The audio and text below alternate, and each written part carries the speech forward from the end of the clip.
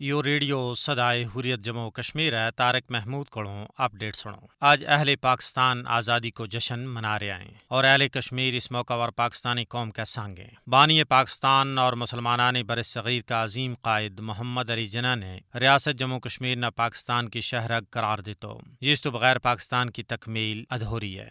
کشمیر اور پاکستان یکجاں دو قالب کی طرح ہیں، جبکہ کشمیر تو نکل نالا دریا جڑا پاکستان نہ سگیں دعا کو ایک ہون کو ثبوت ہیں۔ کشمیریوں کو مذہب، ثقافت اور تہذیب و تمدن پاکستان نال مماثلت رکھا ہے۔ یہی وجہ ہے کہ کشمیری بھارت کا جابرانہ قبضہ تو نجات حاصل کر کے اپنا مستقبل پاکستان کے نال وابستہ کرنا چاہیں اور اس کی خاطر بھارتی ظلم و جبر نہ برداشت کرتا ہوا قیمتی جانا کی قربانی دے رہے ہیں۔ گزشتہ 7 دہائیوں تو مسئلہ کشمیر اقوام متحدہ کا پلیٹ فارم پر حل طلب مسئلہ کا طور پر موجود ہے، جس کی متنازع حیثیت نہ بھارت کی استعماری انتہا پسندانہ سوچ کی حامل مودی حکومت ختم کرنا چاہے۔ بھارتی حکومت کا 5 اگست 2019 کا غیر قانونی اور غیر جمہوری اقدامات جن کے ذریعے جموں کشمیر کا مسلم تشخص نہ تبدیل کرنے کی کوشش کی گئی، جبکہ اس کی آبادی کا تناسب نہ تبدیل کرنے واسطے متنازع قوانین کو اطلاق یا گال ظاہر کرنے واسطے کافی ہے کہ بھارت کے نزدیک اقوام متحدہ اور بین الاقوامی قوانین کی کوئی اہمیت اور افادیت نہیں ہے۔ اس نے یہ گل سمجھ لینی چاہیے کہ غیر قانونی ذرائع نال جموں کشمیر کی قانونی حیثیت نہ بدلو نہیں جا سکتو۔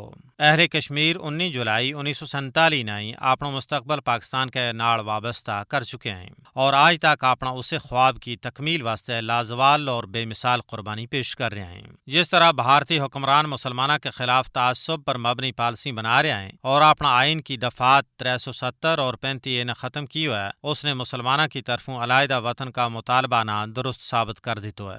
22 کروڑ پاکستانی کشمیریوں کی تحریک آزادی کے نال ہیں اور جب تک بھارت کا پنجہ استبداد تو چھٹکارو حاصل نہیں کر لیو جاتو وہ کشمیریوں کی مدد و حمایت جاری رکھیں گا اور اس محبت اور خلوص کا جذبہ نہ کوئی نہیں ختم کر سکتو۔ اہل کشمیر کو بھی غیر متزلزل عزم ہے کہ وہ بھارت تو آزادی کا حصول تک اپنی جد و جہد جاری رکھیں گا۔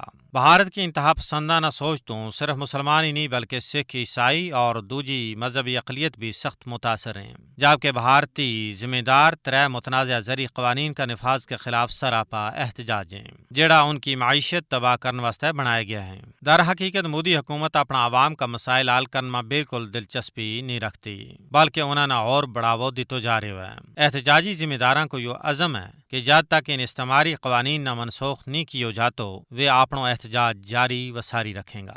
اپڈیٹ ختم ہوئے۔